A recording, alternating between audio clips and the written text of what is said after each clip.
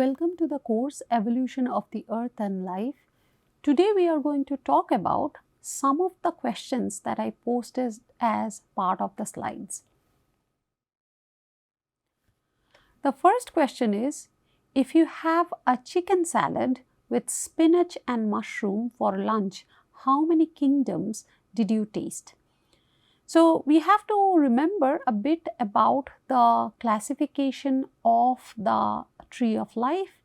We know that chicken belongs to the kingdom Animalia.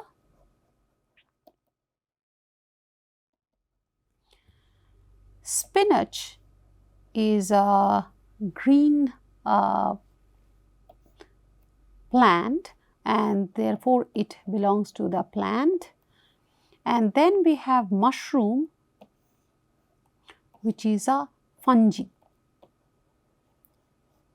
So, all total we included Animalia, plant and fungi in the diet that we are talking about. So, therefore, 3 kingdoms.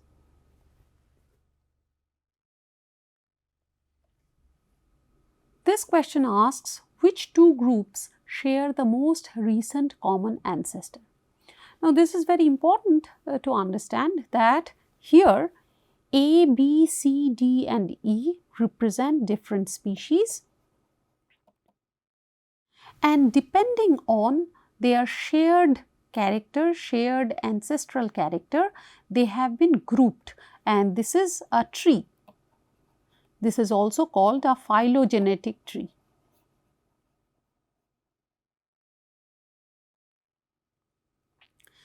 Now, how we construct the phylogenetic tree? Let's imagine that there is 2 groups, group A and group B, and group A has certain characters. Let's say they have 2 ears and group B also has 2 ears. Let's say they also have characters such as the pattern of teeth, but here the pattern of teeth is different than B where it's only 2. So, using the common character, you can basically denote how many different types of common characters are there, and you can branch things. So, the branching basically tells you that A is distinct from B because they are sitting on 2 different branches, but they definitely share some character because of which they are grouped together. And if I have to write these characters, they are going to come around here. So, let's say the commonality of that both of them have 2 ears, that will come here. So, maybe the ear would come here. And it automatically tells you that C, which is not part of this group, has a different pattern of this character, and therefore, the characters would be different. Now, let's say there is another character which I am writing for the moment is, let's say, the tooth shape or the head shape. Okay. So, probably the head shape is common between A, B and C, and that is why we have grouped them together. So, this is the general principle of how things are grouped.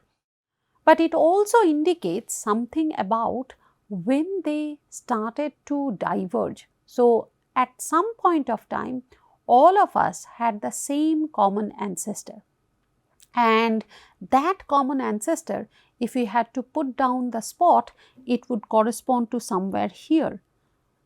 So, this would be the close representative of the common ancestor for all of them.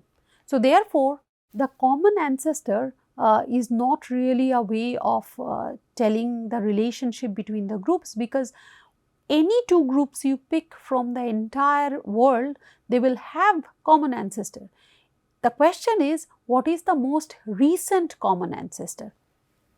So, what it shows that A and B has the most recent common ancestor, and their divergence happened at the latest time. They are the youngest. But if we look at C, A, B, C all had a common ancestor somewhere here, but C branched out and then the branching out of A and B happened. So, by that logic, A, B, C, D and E all had common ancestor, but if we look at what are the two groups which share the most recent common ancestor, that would be A and B, because they share the most recent common ancestor. Their branching happened latest at this scale. If we can attach timeline to it, it basically says if a node is closer to the species, that is the more recent time. If it is farther, it is far back in time. This picture asks for the identification of unconformity. So, we know unconformity is a time gap in the rock record. And how do we identify it? We identify it by recognizing discontinuity in terms of vertical succession. It could be an angular difference, it could be of the same angle, but types of rock can be different, which eventually indicates that they couldn't have deposited during the same time, same cycle continuously.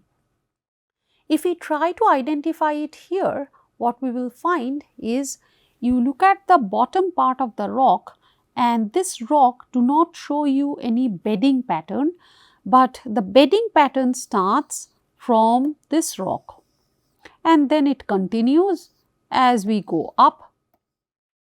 Sometimes it is slightly different from the angle that you are looking at, but the rock which is underneath has a very different character than the top rock. So, this line where you see the contact between the top layer of the rock and the bottom layer of the rock represents the unconformity. So, what does that mean? It basically means that the deposition of this rock happened, probably it got uplifted and therefore eroded too. It was eroded and then came down, and because of which, once it has gone under the ocean, the sediment deposition started, and this sediment deposition created these next layer of rock. So, this particular unconformity indicates the uplift going down and erosion of a substantial amount of rock, and which is no longer present. It also has some angular pattern to it, which if you see, you will recognize that this is this can be an example of an angular unconformity, because the rock layers below are quite different from the top layer in terms of their depositional angle, and probably the events that took place before the erosion also involved tilting, and because of which we have these kind of layering which cannot be the original layering.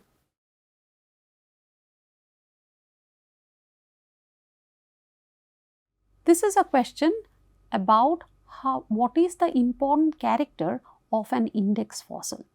So, index fossils are the fossils which are used for correlation, and one of the major importance of this correlation practice is that they should be available in a large geographic span, because if they are only restricted to a particular area, then their presence cannot be correlated to other rocks which are found in all over the world, and therefore the index fossils should be present for a very large geographic scale, and that is one of the very important component. The other important component is their range, but their temporal range. What we mean by that is, when we look at something when they first appeared and when they last was seen in the fossil record, we also see how long did they were they present. Now, let us imagine a fossil which appeared all the way in Cambrian,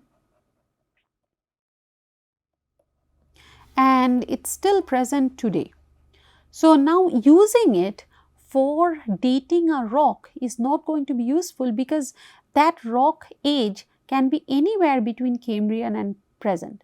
But let's imagine there is another fossil which is present only during Jurassic. In that case, that fossil, wherever we find it, it is always going to indicate a very small part of the geologic time scale, and therefore, this small temporal range is important, just like the large geographic range. The other important part is that they should be surviving in an environment which is open enough and which is not only restricted to a particular area. So, it is partly related to this geography, but it is also related to their life habit. So, if they are very specific environment dwellers and that environment is not very common, we cannot use it as an index fossil. Apart from all of these things, they should be easily identifiable and they should have been large in number so that we can also identify it. This question asks, why did the calculation of Kelvin yield a younger age? So, let us recapitulate what Kelvin did. He started with this assumption that the earth, initial state of the earth was a molten state, and when it was a molten state, we know the temperature because we know what would be a temperature of a molten rock. So, from that, now we know that the surface of this earth is cooled enough so that the rocks are solid. So, now you know the initial condition in terms of the temperature. We also know the final condition in terms of the temperature. And now if you calculate it by the rate of cooling, and that you can devise by theoretical points.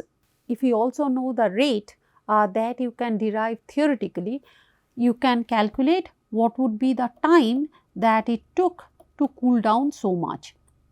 Now, this can only work if you are assuming that the final and the initial condition is actually monotonically changing. That means the initial condition was molten and it is continuously cooling off. There is no addition of heat or extracting heat from this system. And that is where the assumptions were not correct, because we know that the earth has radioactive nuclides, and when these radioactive materials decay naturally, they also emit heat. So, basically this initial condition and the final condition, the difference between the two actually is not the true difference, because you are also adding heat to this. As a result, the time estimate that Kelvin got was a much shorter time compared to the real time. So, if he had added this heat, that would have told him that it actually takes longer to cool down, because every time it is cooling off, it is also getting some extra heat which is keeping it warmer for longer time, and therefore, the rate of cooling is not going to be the same that he assumed from the theoretical calculation once you have that the heat is being added. So, because of this assumptions, Kelvin got a much younger age and a large uncertainty when he was trying this method to calculate the age of the earth. Can we use the carbon isotopes for dating Paleozoic rocks?